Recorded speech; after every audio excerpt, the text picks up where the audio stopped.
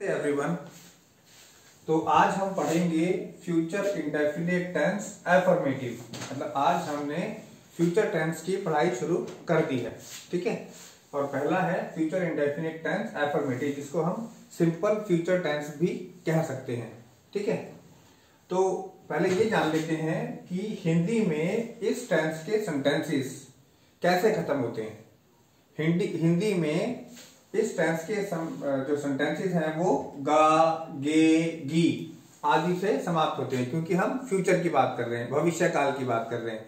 मैं जाऊंगा, खाऊंगा, आऊंगा, खेलूंगा, जाएंगे, खाएंगे, इस तरीके से, है ना। और इसका जो फॉर्मूला है, जो स्ट्रक्चर है, वो इस तरीके से है। सबसे पहले इसमें आता है सब्जेक्ट। सब्जेक्ट बहुत सारे बन सकते हैं, these, those, that, this boy, that boy, these boys, those girls, like that. लेकिन अभी हम शुरू में I, we, you, they, he, she, it, very simple, इन्हीं सब्जेक्ट्स को लेकर चल रहे हैं, इन्हीं से हम सीख रहे हैं। ठीक है, वेरी सिंपल, क्योंकि शुरू में आसान चीजों को ही सीखना चाहिए। उसके बाद धीरे धीरे जैसे जैसे हम आगे बढ़ते जाते हैं वैसे वैसे हम एडवांस स्टेजेस पर पहुंचते हैं।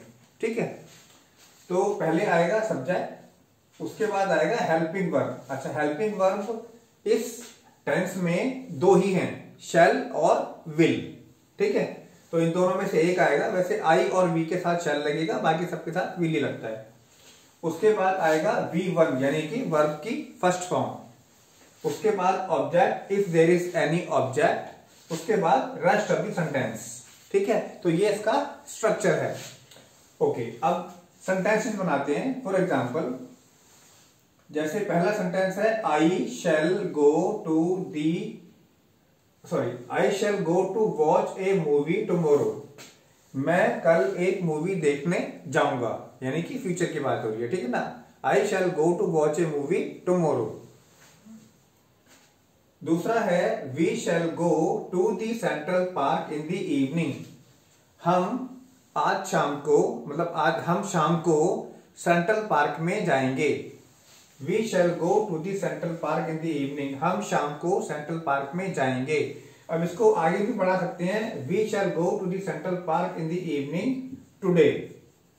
हम आज सेंट्रल पार्क में शाम को जाएंगे, इसका ये मतलब है। ठीक है, तीसरा sentence, third sentence is you will finish your syllabus by next month. तुम अपना सिलेबस नेक्स्ट मंथ तक खत्म करोगे। ठीक है, इसका ये मतलब है, तुम अपना सिलेबस नेक्स्ट मंथ तक, अगले महीने तक खत्म करोगे। ठीक है, तो अभी हम ये मिटा देते हैं, सारा फॉर्मूला भी मिटा देते हैं, क्योंकि इसकी भी जरूरत नहीं है, हमने गागे की भी देख ही लिया। अब हम फोर्थ सेंटेंस बनाएंगे। ठीक है, अभी हम क्या सीख रहे हैं? हम सीख रहे हैं सिंपल फ्यूचर टेंस। ठीक है, इसको हम फ्यूचर इंडेफिनिट टेंस भी कहते हैं। कौन से सेंटेंसेस? Affirmative sentences. ठीक है, तो अभी हम क्या करेंगे? अभी हम बनाएंगे सेंटेंस नंबर 4। ठीक है, हमने 3 सेंटेंस के साथ एग्जांपल्स देखे हैं अभी, और अभी हम बनाएंगे नंबर 4। ठीक है, तो 4th सेंटेंस है हमारा, they will participate in the tournament next week. In the tournament next week.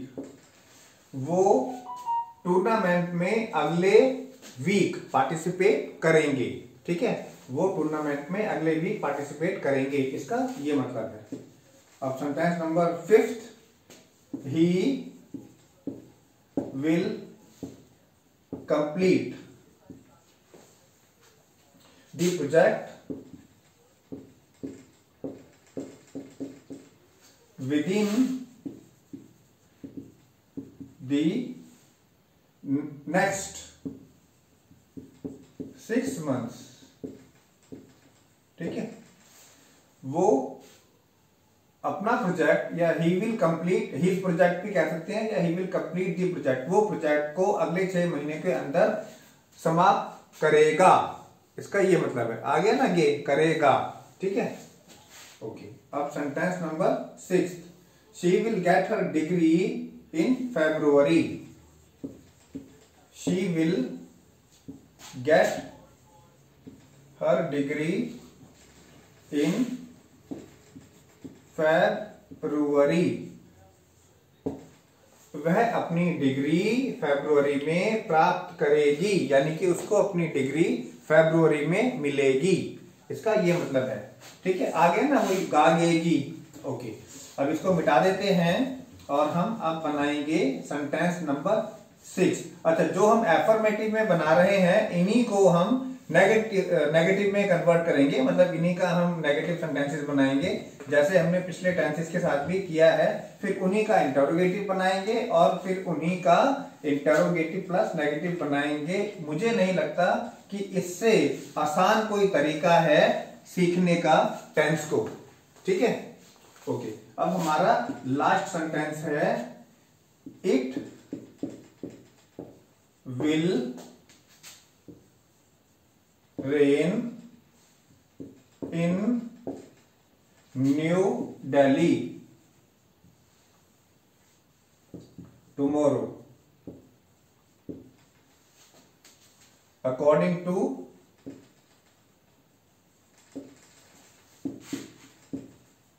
weather forecast। ठीक है, अकॉर्डिंग टू वेदर फोरकास्ट, यानी कि कल न्यू दिल्ली में बारिश होगी मौसम की जानकारी के अनुसार या मौसम के फोरकास्ट के अनुसार, वेदर फोरकास्ट के अनुसार। ठीक है, तो अभी हमारे ये बन गए 7 एग्जांपल्स किसके, फ्यूचर इंडेफिनिट टेंस अफर्मेटिव के। ठीक है, अब हम अगला जब क्लास लगाएंगे तो उसमें हम नेगेटिव करेंगे। ठीक है, ओके, थैंक यू।